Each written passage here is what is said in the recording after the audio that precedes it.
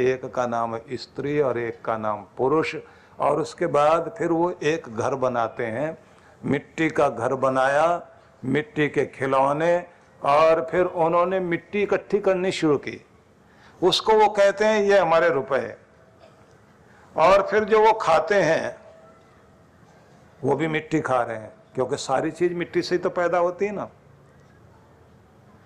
मिट्टी खा रहे हैं, मिट्टी जोड़ रहे हैं, मिट्टी पहन रहे हैं, और सब उनको नाचते हुए देख रहे हैं। उनके साथ में इतने सारे और पैदा हो गए, इतने और लोग हो गए, एक बस्ती बस गई। फिर झगड़ा हो गया मिट्टी का, मेरे पास मिट्टी ज्यादा, तेरे पास मिट्टी कम। मिट्टी वाले लोग आपस में लड़ मर रहे हैं, और उसके बाद लड़ते हुए को एकदम वो कहते हैं कि फिर आई आंधी, और सारे मिट्टी के खिलौने, आंधी के साथ पड़ी बरसात, मिट्टी के खिलौने सब मिट्टी में मिल गए।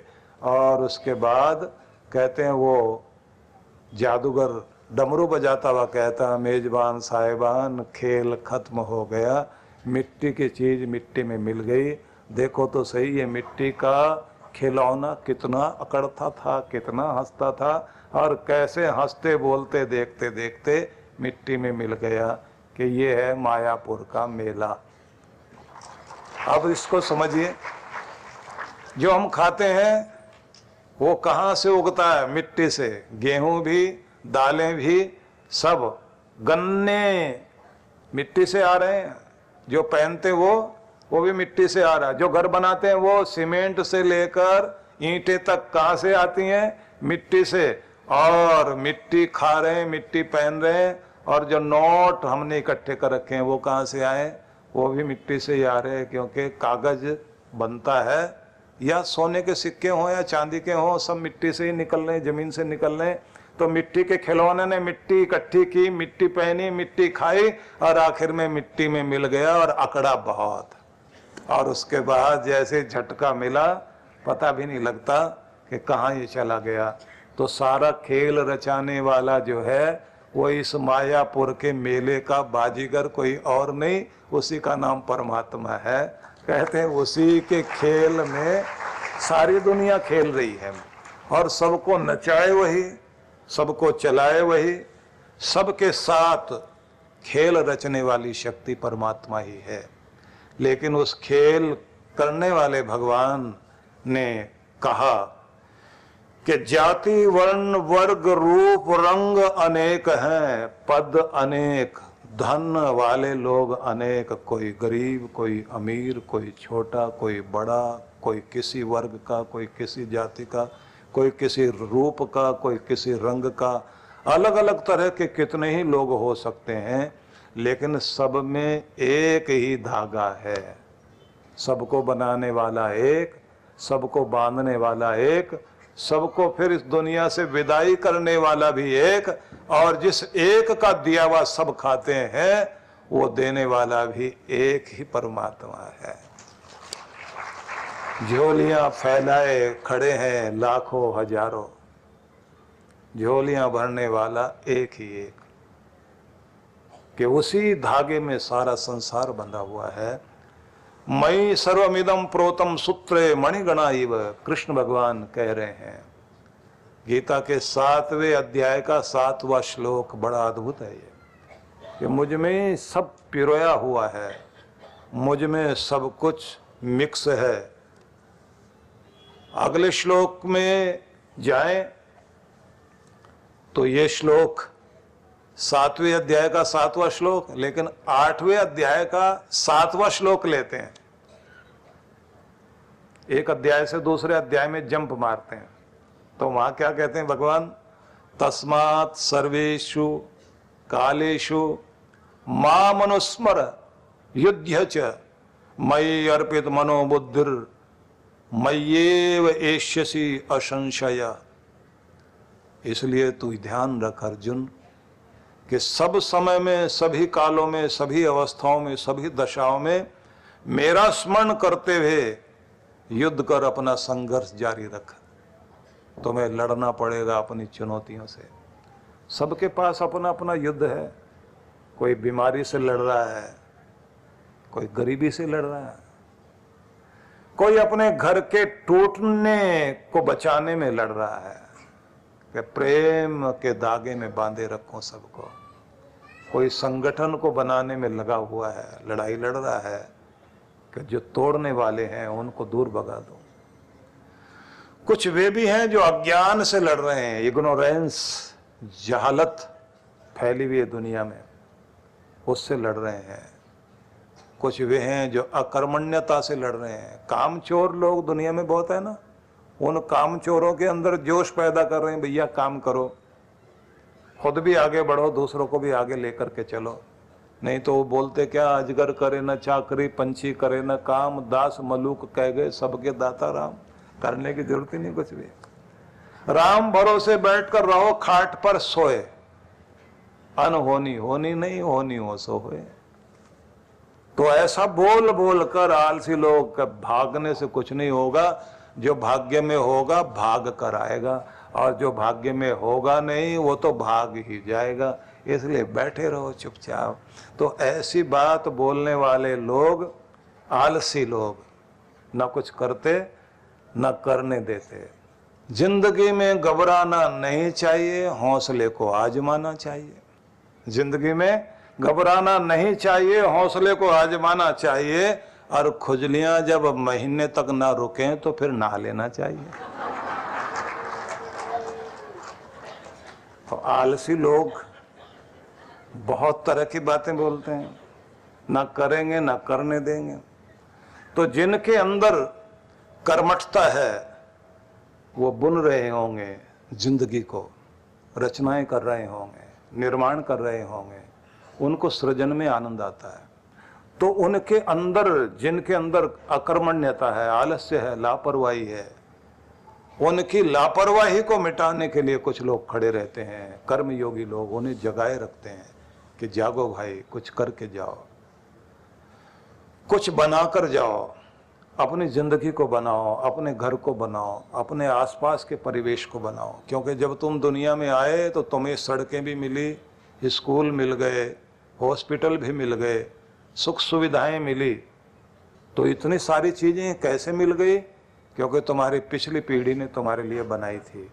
तो अगली पीढ़ी के लिए कुछ बनाकर जाने की जिम्मेदारी किसकी? हमारी। तो हम कुछ करके जाएं, कुछ बनाकर जाएं। तो ऐसे जो कर्मशील लोग हैं वो लगातार कर्म योद्धा, कर्म योगी कुछ निर्माण करते रहते हैं। सोचिए, वे लोग जो आपके रक्षक बन करके खड़े हैं, अन्याय से लड़ रहे हैं और डरों से लड़ रहे हैं। सियाचिन ग्लेशियर हो, ऑक्सीजन भी नहीं, मतलब न के बराबर ऑक्सीजन जहां, और ठंड कितनी, -30, 35 और उससे भी नीचे, और बर्फ चारों तरफ। पहाड़ की चोटी पर वो जवान खड़े हैं कि कहीं इधर से दुश्मन आकर भारत में प्रवेश न कर जाए, हमारी स्वतंत्रता और हमारी जिंदगी को न छीन ले।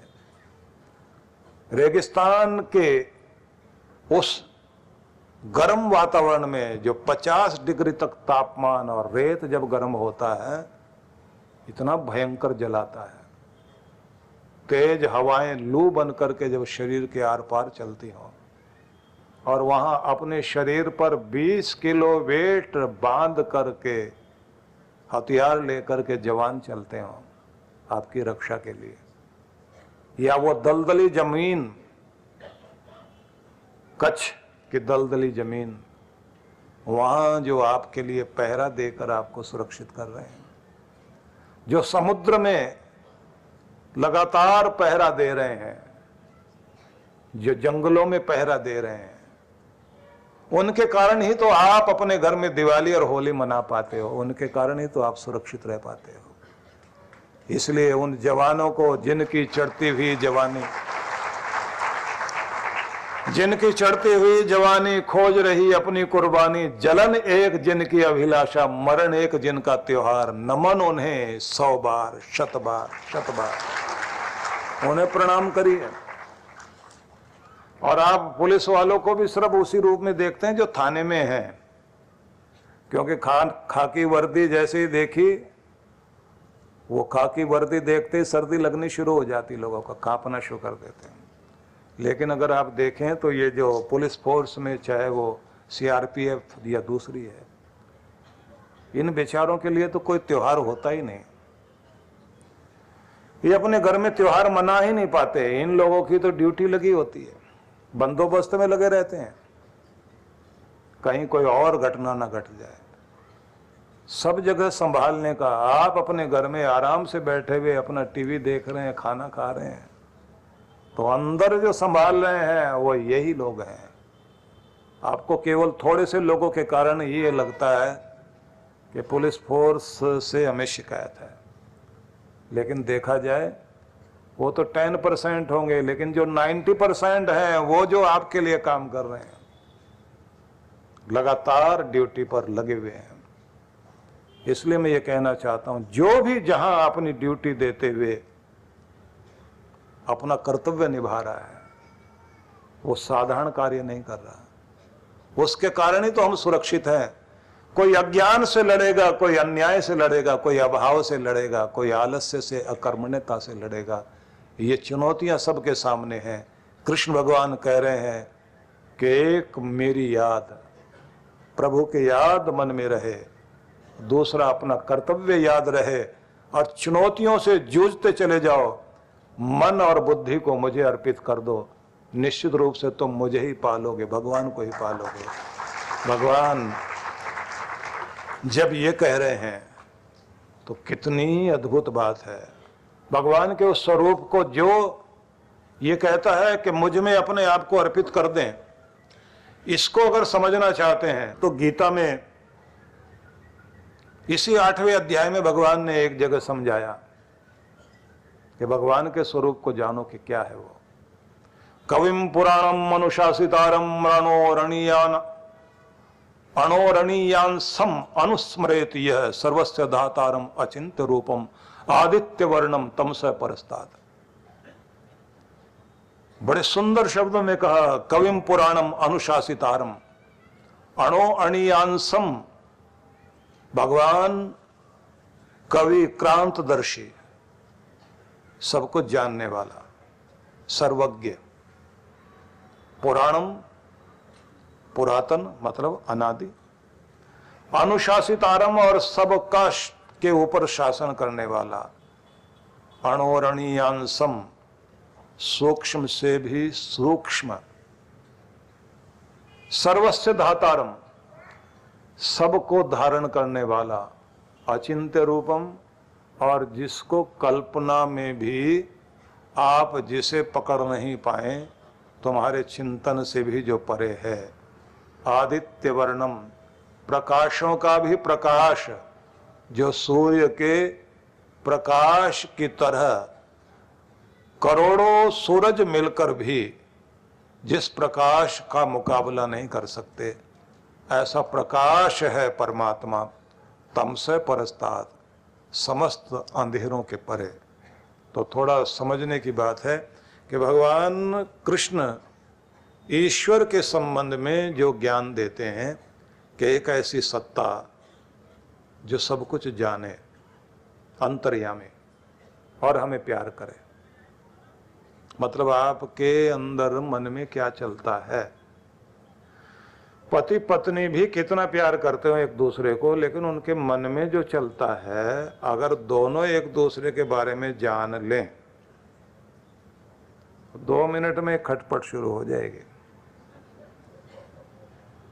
क्योंकि वो बाहर से जरूर अच्छा अच्छा बोल रहे होते हैं, मन में तो कई बार पता नहीं क्या क्या चल रहा होता है। अब हमारा सब कुछ जानता हो कोई, और उसके बाद भी हमें प्यार करे, हमारी अच्छाई बुराई को जानकर भी हमारे खोट और हमारे खरेपन को भी जानता हो, और उसके बाद भी प्यार करे, तो वो सबसे प्यारा होता है, और वो भगवान ही है, अंतर्यामी भगवान। हम जो नाटक करते हैं ना भगवान के आगे, मैं भगवान आज से सुधर गया, मैं ये हो गया वो हो गया, बस आप मुझे एक बार माफ कर दीजिए, उसके बाद देखना मैं ये करूंगा वो करूंगा। और भगवान भी कहते हैं बहुत नौटंकी हो गई, एक जन्म से नहीं अनेक जन्मों से मैं तुम्हें जानता हूं तुम क्या हो, फिर भी मैं तुम्हें छोड़ता नहीं हूं, पर जब तक सुधरोगे नहीं तब तक परीक्षा लेता रहूंगा।